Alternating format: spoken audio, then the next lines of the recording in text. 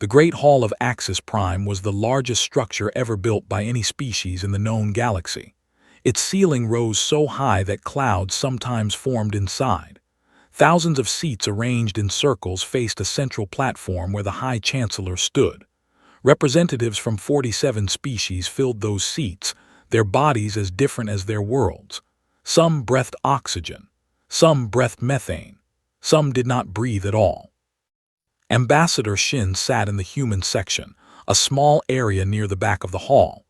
Humanity had joined the Galactic Council only 12 years ago, and they were still considered newcomers. Children, really.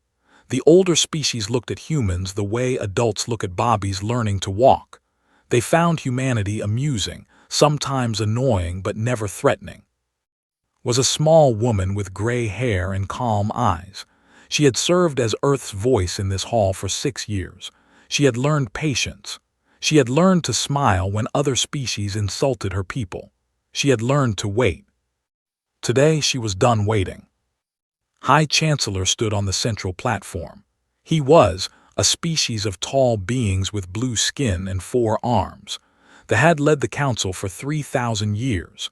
They believed in peace above all things. They believed that any problem could be solved with words. They had never won a war, but they had surrendered enough times to survive. The hall fell silent as raised his upper arms. His translator device hummed as he spoke.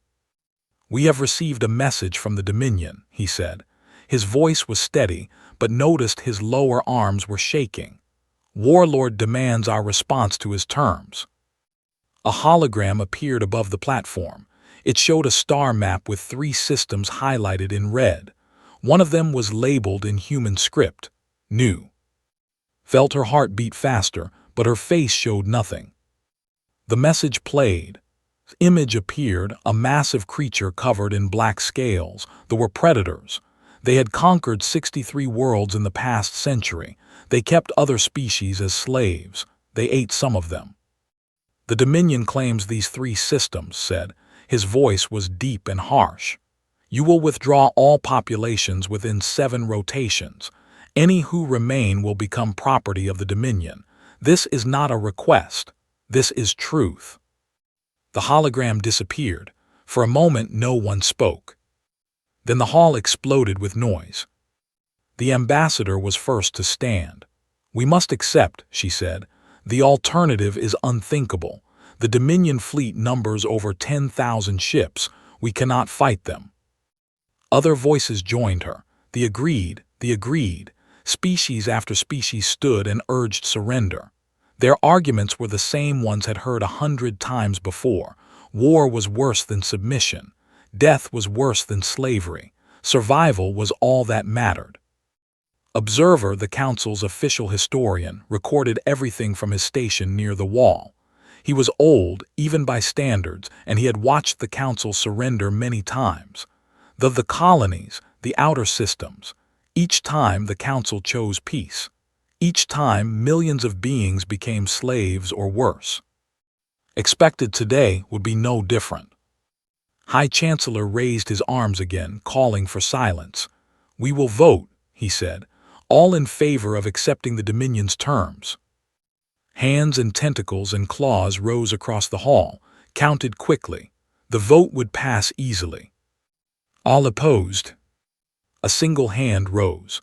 Every eye in the hall turned to the human section. Stood slowly.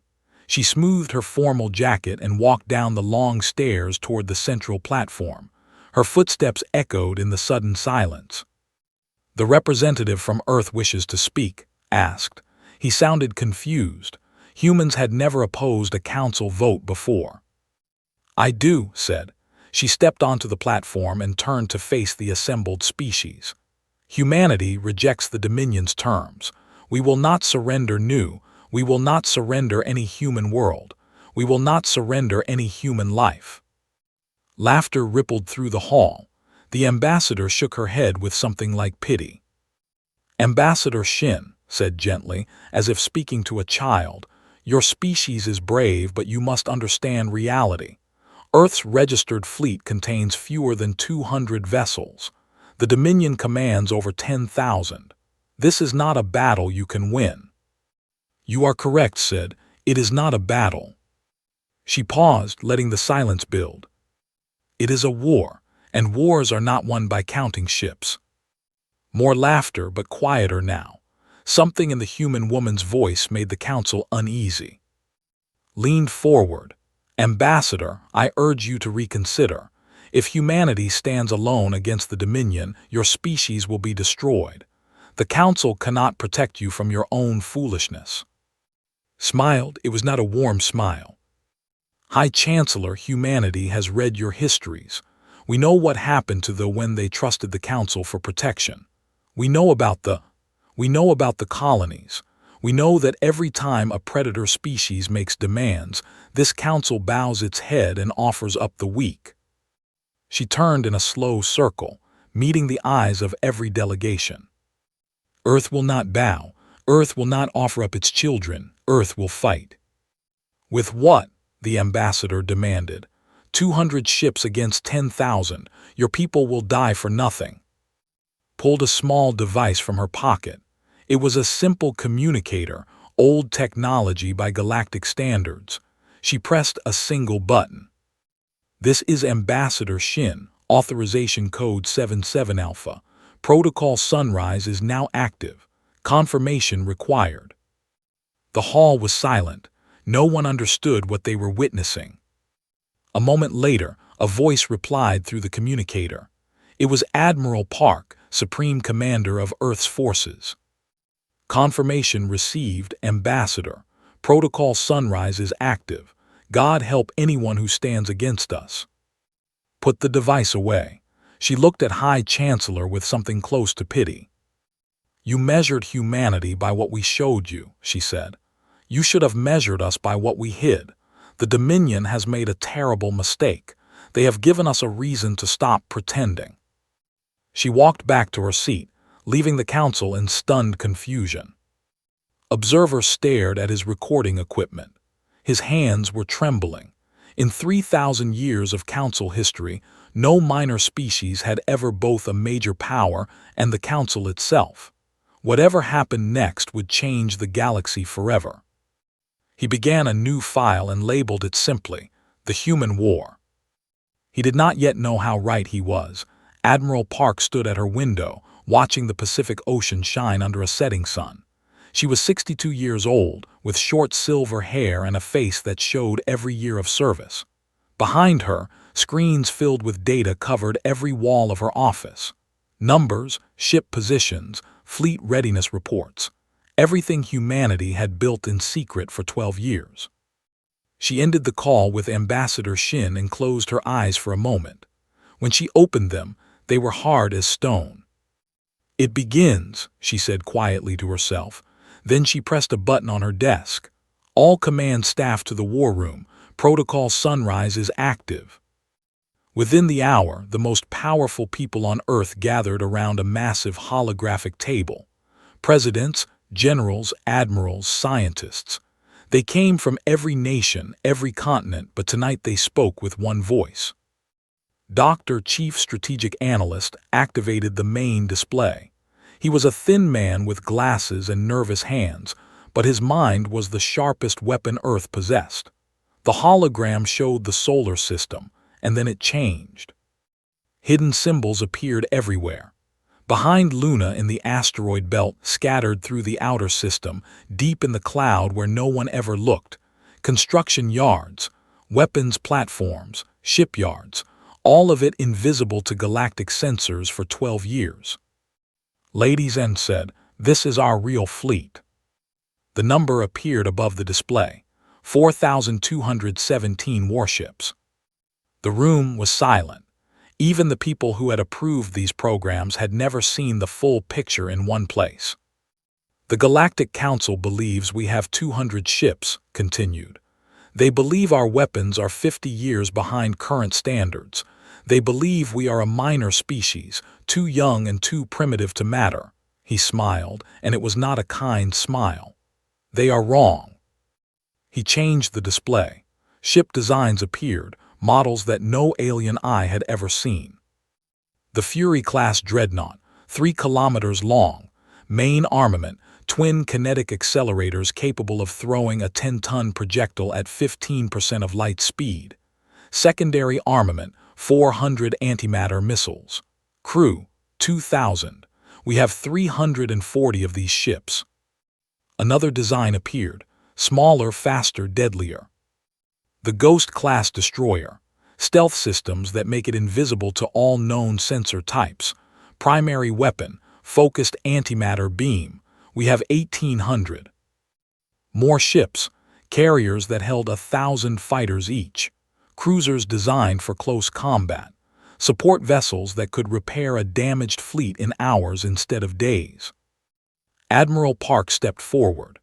12 years ago, when humanity made first contact, we saw the galaxy for what it truly was. We saw the Dominion enslaving entire species while the Council did nothing. We saw predators hunting and prey dying and no one willing to fight back. She looked around the room at the leaders of her species. We decided that Earth would never be prey. We would smile and bow and pretend to be weak, and all the while we would build. We would prepare. We would wait for the day when someone gave us a reason to show our teeth. She turned to the display and zoomed in on the new system. That day has come. The Dominion threatens our people. 3 million humans live on new families, children that want to make them slaves. Her voice hardened. That will not happen. Far above Earth, on Luna's dark side, the first shipyard doors opened. The Fury-class dreadnought Iron will emerged into space, its hull black against the stars. Captain stood on its bridge, watching her crew run through final checks with perfect efficiency. Was 38 years old, tall and athletic, with a scar on her left cheek from a training accident years ago. She had commanded the Iron Will since its construction began, knew every system, every weakness, every strength. Her ship was designed for one purpose, to kill Dominion capital ships. All stations report ready, her first officer announced. Good, said. Take us to Rally Point Alpha, we have a war to win. Across the solar system, other ships launched. From the asteroid belt came destroyers by the hundred. From Mars orbit came carriers loaded with fighters. From hidden stations came supply ships, repair vessels, troop transports. The darkness of space filled with human vessels, a fleet larger than anything the galaxy had seen in 1,000 years. On Earth, Lieutenant climbed into her fighter. She was young, only 26, but she had trained for this moment since she was 18. Her squadron, the Black Tigers, was one of the best in the fleet. 40 pilots who flew like demons and fought like wolves. Unlike other species, humans flew their own fighters. The rest of the galaxy used drones and automated systems, believing that biological pilots were inefficient, too slow, too fragile, too emotional. They were wrong about that too. Human pilots could think, adapt, improvise. They could take risks that no computer would ever calculate. They could push themselves beyond safe limits because they were fighting for something more than survival. They were fighting for their people. Sealed her helmet and ran through her startup sequence. Her fighter hummed to life around her, a perfect extension of her body. She thought about her parents on New, her little brother who wanted to be a pilot like her, the house where she grew up overlooking green hills and blue oceans.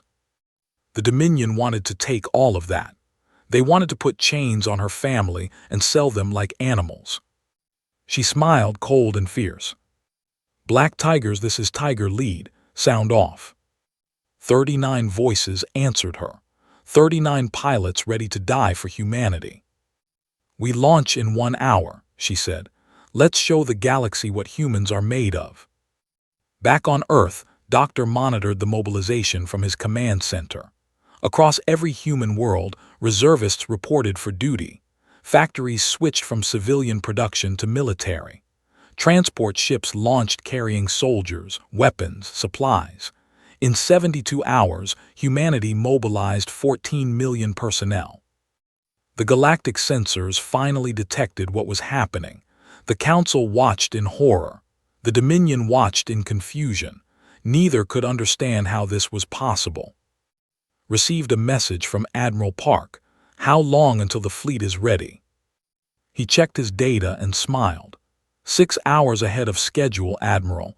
The first wave will reach New in 4 days.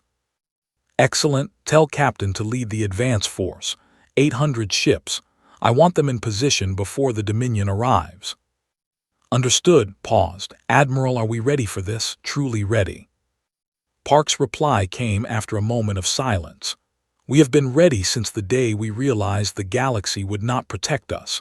Now the galaxy will learn what that means. Ended the communication and looked at the display. Thousands of human ships moving through space, a river of steel and fire flowing toward war. He thought about something his grandmother used to say, the nail that sticks up gets hammered down. Humanity had been hiding, pretending to be flat, safe, unimportant. Now they were rising and the hammer was coming. But this time, the nail was made of something stronger than the hammer. This time, the nail would break the hand that held it. Observer had not slept in 3 days. His old body ached, his 4 eyes burned with exhaustion, but he could not look away from his monitoring station. The data streams flowing across his screens, everything he knew about the galaxy. Human ships, thousands of them, emerging from jump points across the sector like stars appearing at sunset, 1 by 1, then 10 by 10, then hundreds at once. His sensors screamed warnings that he had stopped reading hours ago. This is not possible, he whispered for the 100th time. This cannot be real. But it was real. Every scan confirmed it. Every analysis it. Humanity, the primitive newcomers, the species that everyone had dismissed as children, had somehow hidden a military force larger than most galactic powers combined. High Chancellor stormed into the Council's emergency chamber. His blue skin had turned pale gray with stress. His 4 arms moved in agitated patterns that recognized as barely controlled panic. Report, demanded. Tell me what is happening. Projected his data onto the central display. The star map filled with red dots representing human vessels. There were so many dots that entire regions turned solid red. Current count is 4,217 warships, said. His voice cracked. Energy signatures suggest weapons capabilities exceeding anything in our records. The largest vessels are 3 kilometers in length, with firepower estimates comparable to planetary defense platforms. The other council members arrived. The species that had surrendered to the Dominion in the past, that had watched their people become slaves because fighting seemed impossible. Now they stared at the display with expressions that mixed terror and something else, something that looked almost like hope. The ambassador found her voice first. How did they hide this? Our surveillance should have detected construction of this scale. They built in locations we never monitored, replied. The dark side of their moon, the asteroid belt, deep space stations in their outer system. They used materials and techniques that our sensors were not designed to detect. He paused, struggling to admit the truth. They fooled us completely. But why? Asked the delegate, a small being covered in white fur. Why spend 12 years building in secret? Why pretend to be weak? The chamber doors opened. Ambassador Shin walked in, her steps calm and measured. She had not slept either, noticed, but she showed no signs of exhaustion. If anything, she looked energized, alive. Because we knew, said, answering the question as she took her place at the human station. We knew that the moment the galaxy saw our true strength, everything would change. We would become a target. The Dominion would see us as a threat. Other powers would demand to know our secrets. She looked at each council member in turn. So we waited, we built, we watched your histories and learned your lessons. We saw how the strong devour the weak while the council debates. We decided that when our moment came, we would be ready. You violated the transparency accords, said. His voice shook with anger and fear. Every species must register their full military capabilities with the council. You lied to us. Laughed. It was not a cruel laugh, but it carried weight. High Chancellor, the Dominion violated those same accords 100 times. They conquered the while your investigators were still filling out reports. They enslaved the while your diplomats drafted strongly worded letters. She shook her head. The accords protect no one. They only ensure that honest species remain weak while predators grow strong. A communication alert interrupted them. Warlord's image appeared on the display, his black scales gleaming, his yellow eyes burning with rage. "Humans," he growled, "explain this deception. Explain why I should not burn your worlds to ash." Stepped forward to face the hologram. "Warlord, how nice to finally speak with you directly. You have hidden your strength like cowards. You have made fools of the Dominion." "No," said calmly. "We have prepared to defend ourselves against slavers and murderers. If you feel foolish, perhaps you should ask yourself why you assumed humanity was prey." His claws scraped against something off-screen. "Your fleet is impressive, human, but numbers mean nothing against Dominion warriors. We have conquered 100 species. You are merely the 101st. Then come and conquer us." His voice turned cold. "But know this, we will not submit. We will not surrender. Every human man, woman, and child will fight you to the last breath. And when you finally reach Earth, if you reach Earth, you will find nothing but ashes and bones. We would rather burn our own worlds than see our children in chains." The chamber fell absolutely silent, even seemed taken aback. Continued, "But that is not all. Humanity does not just defend. We are coming for you, for every world you have conquered, for every species you have enslaved. We will break your dominion piece by piece until nothing remains but memory and regret." "You threaten the Dominion," roared. "You dare threaten us." "I state facts. You have 3 rotations to withdraw from all occupied territories, not just the 3 border systems, all of them, every world, every slave. Release them and we might let your species survive." Cut the transmission without another word. The council stared at as if she had grown a second head. In 3,000 years, no species had ever spoken to the Dominion that way. The predators always won. The prey always lost. That was the natural order of the galaxy. Realized his hands were shaking. He was old enough to remember when his own people were free, before the Dominion took their outer colonies, before the council recommended submission. He had watched his species become shadows of what they once were, broken and obedient. Now this human woman, from a species barely out of its infancy, stood before the most powerful war machine in the galaxy and told it to surrender. "Ambassador Shin," he found himself saying, "what makes you believe humanity can defeat the Dominion? They have crushed every opponent they have ever faced." Looked at him with something like kindness. "Observer, every opponent the Dominion has faced was alone. They fought one species at a time, isolated without hope, while the council watched and did nothing." She smiled. "Humanity is not alone. We have studied the conquered peoples. We know they hate their chains. When we break the Dominion's power, rebellions will rise on 100 worlds. And if you fail, then we die free." Shrugged. "That is more than the council has ever offered anyone." Nodded slowly. He understood now.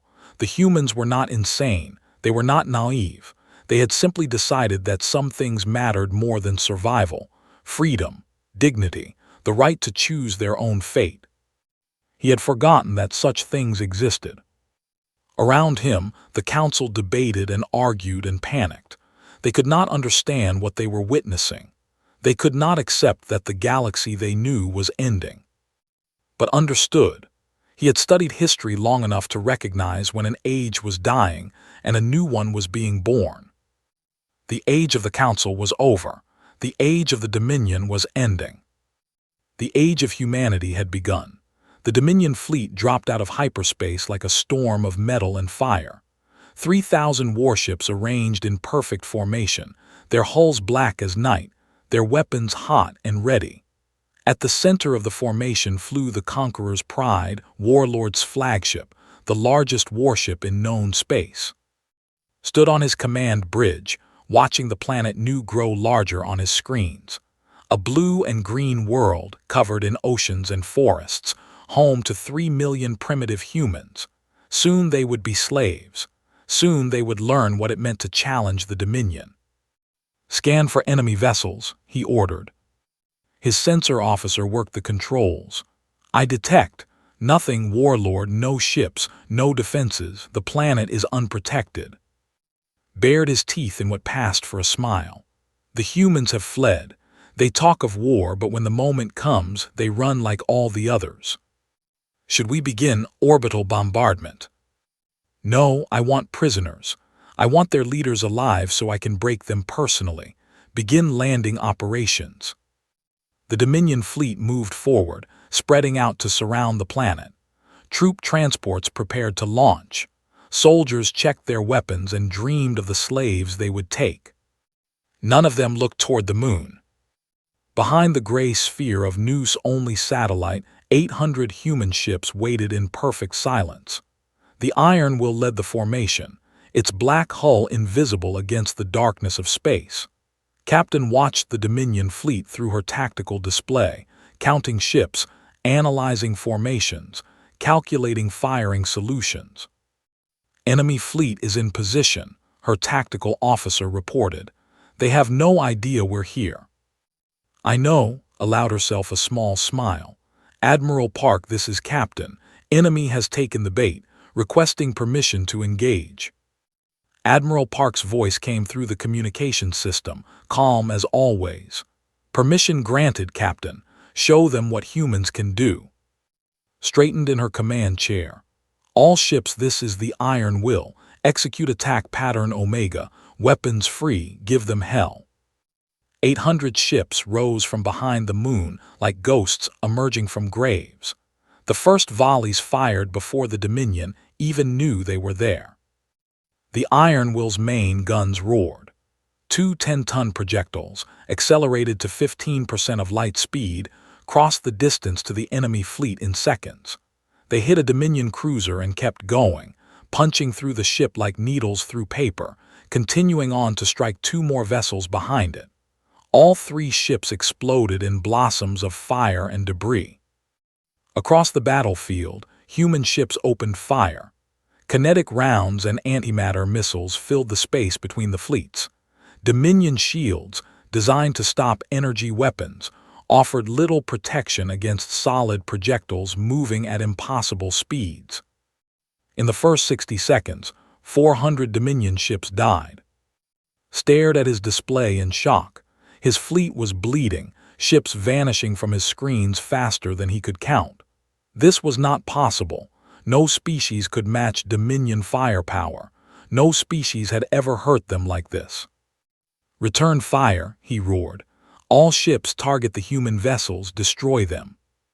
The Dominion fleet began to respond, energy beams and plasma bolts reaching toward the human formation. But the humans were ready.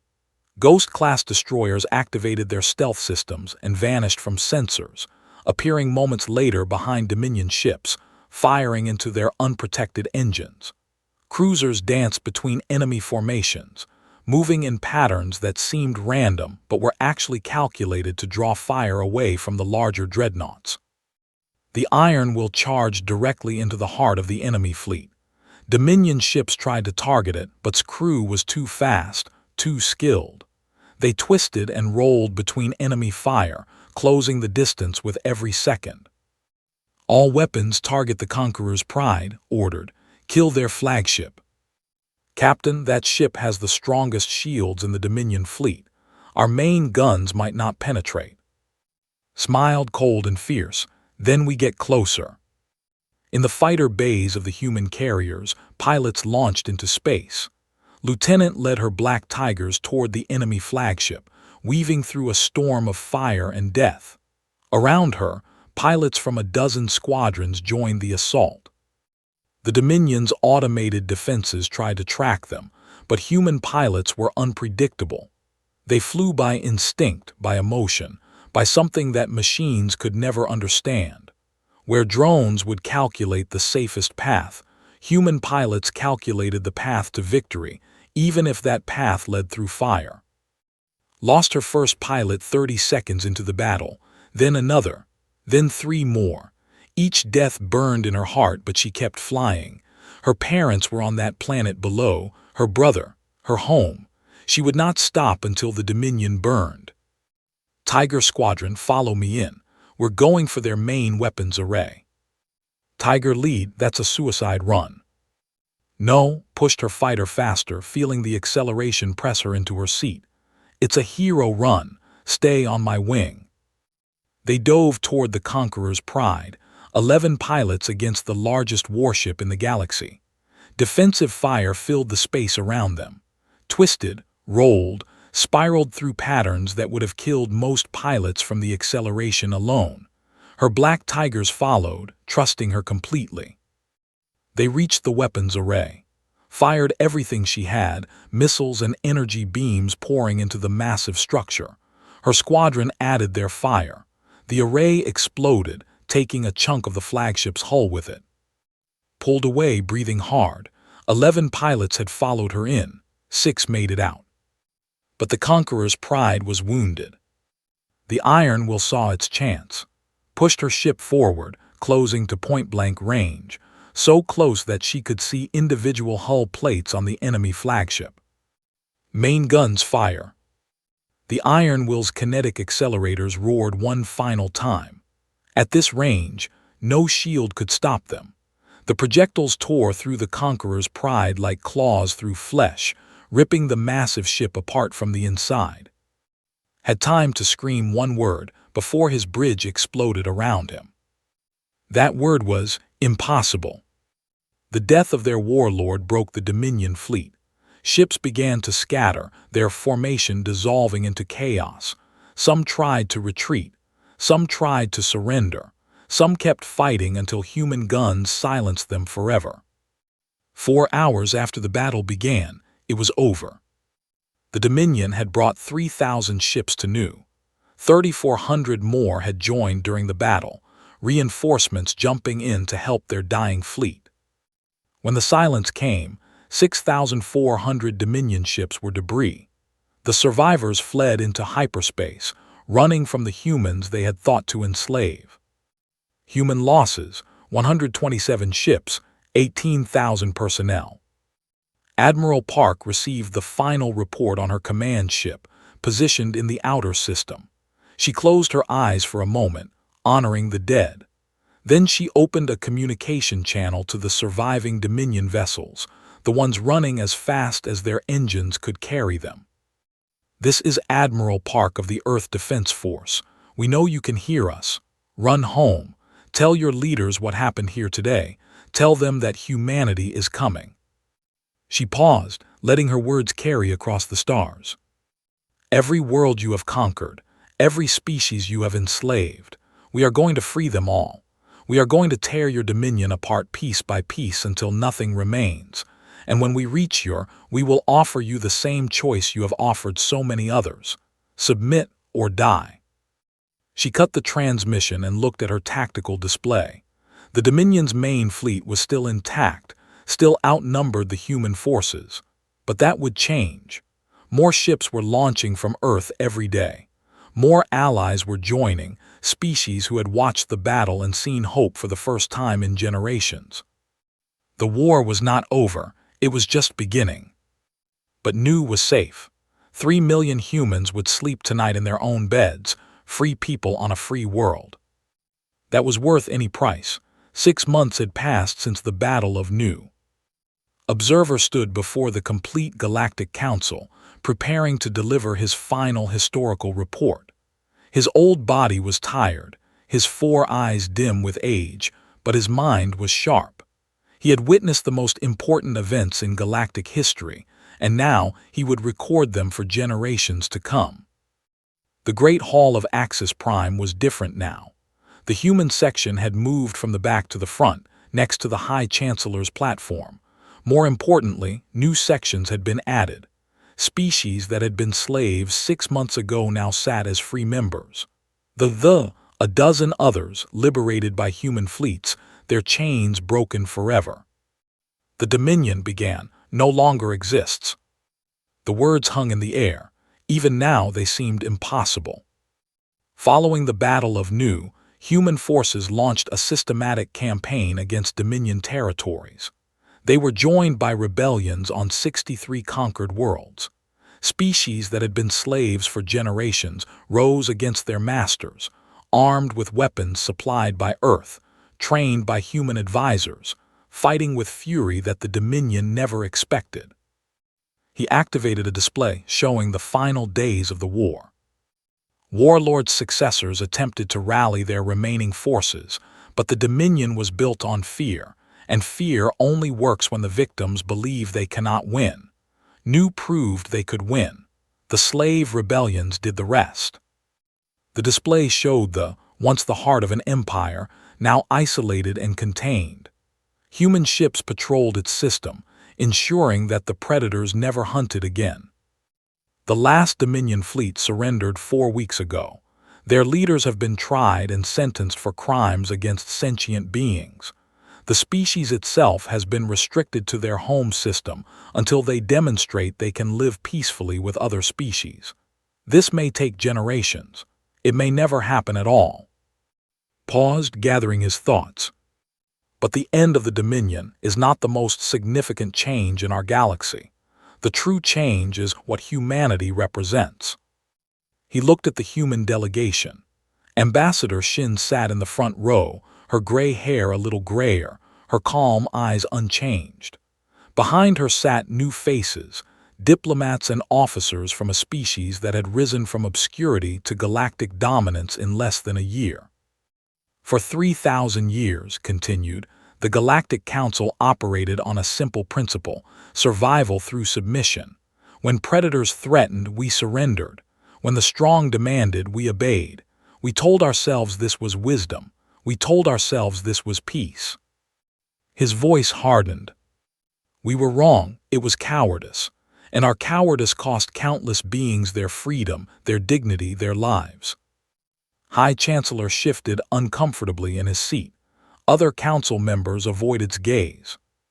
Humanity showed us another way.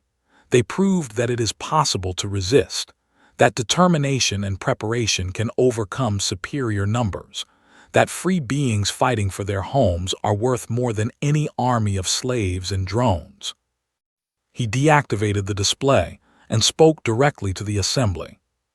Today, by unanimous vote, this council recognizes humanity as a Tier 1 power, equal in standing to the oldest and most advanced civilizations in known space. Applause rippled through the hall. The liberated species cheered loudest, but even the old council members joined in. They had seen what humanity could do. They were wise enough to recognize it. Ambassador Shin rose and walked to the central platform. She accepted the formal document from High Chancellor, then turned to address the council. Earth thanks you for this recognition, she said. But I must be honest, rank and titles mean little to humanity. We did not fight for status. We fought because the alternative was slavery, and slavery is unacceptable. She looked around the great hall, meeting eyes of every color and shape. The Dominion is gone, but they were not unique. Other predator species watch from the shadows, waiting for weakness. Other empires dream of conquest. The galaxy is vast and it is not safe. Her voice hardened with steel. So let me be clear about what humanity offers and what we expect. We will protect any species that asks for our help. We will fight any empire that threatens the freedom of sentient beings. We will not stand by while innocents suffer, as this council has done so many times before. Started to protest, but Shin continued without pause. In return, we expect the council to change. No more submission to aggression. No more sacrificing the weak to satisfy the strong. When threats arise, we face them together, with weapons in our hands and courage in our hearts. She held up the recognition document. This paper says humanity is your equal. We do not want to be your equal. We want to be your partner.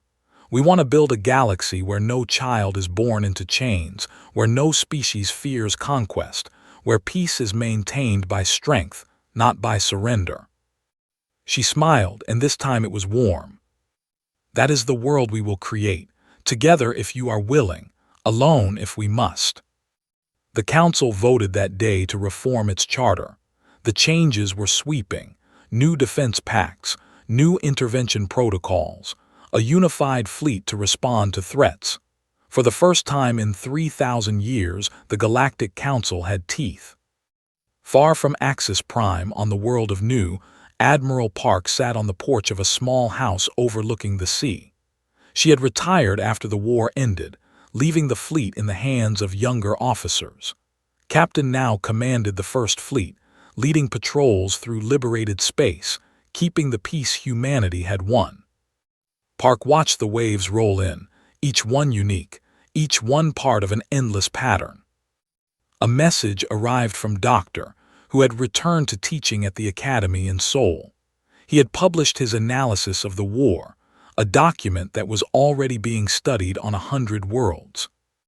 "The key to human victory," wrote, "was not our technology, though that played a role. It was not our numbers, though they mattered. The key was will. We decided that some things are worth fighting for, and once we decided, nothing could stop us. Other species build fleets to survive. We built fleets to win." Park smiled and set the message aside. Always did like his grand statements. On the other side of Nu, Lieutenant stood before a class of young pilots, the next generation of humanity's defenders. She still flew missions sometimes, but mostly she taught now, passing on what she knew, making sure the next generation was ready. "The galaxy is watching us," she told her students. "They're waiting to see what kind of power we will be. Will we become like the Dominion, using our strength to take what we want? Or will we be something better?" A young pilot raised her hand. "What do you think we should be, Lieutenant?" Thought about the 6 pilots she had lost in the Battle of Nu. Good people who had died so others could be free. She thought about the families she had seen reunited when the slave ships opened. The children who had grown up in chains, taking their first steps as free beings. "I think we should be the species that other species hope to meet. The ones who show up when things are darkest. The ones who fight when no one else will." She smiled at her students. "I think we should be exactly who we are, humans." Observer completed his historical record late that night, alone in his quarters on Axis Prime. He was the oldest member of his species still alive, one of the last who remembered freedom before the Dominion came. Now he had lived to see that freedom restored. He added a final note to his record, words that future historians would quote for. "The humans have a saying, speak softly and carry a big stick. For 12 years the galaxy heard only the soft voice. We thought them weak. We thought them insignificant. We were fools." He paused, searching for the right words. When the universe asked humanity what they were capable of, humanity answered, everything. They hid their strength until the moment it was needed, then revealed it in fire and fury that broke an empire. They offered the galaxy a choice between the old way of submission and a new way of courage. He saved the file and closed his console. The galaxy chose. The age of fear is over. The age of humanity has begun. Through his window, stars filled the sky. Somewhere out there, human ships patrolled the darkness, standing watch over a galaxy that was finally learning to hope. It was thought a good time to be alive, even for an old historian who had seen too much sadness. There was still wonder left in the universe. Humanity had shown him that.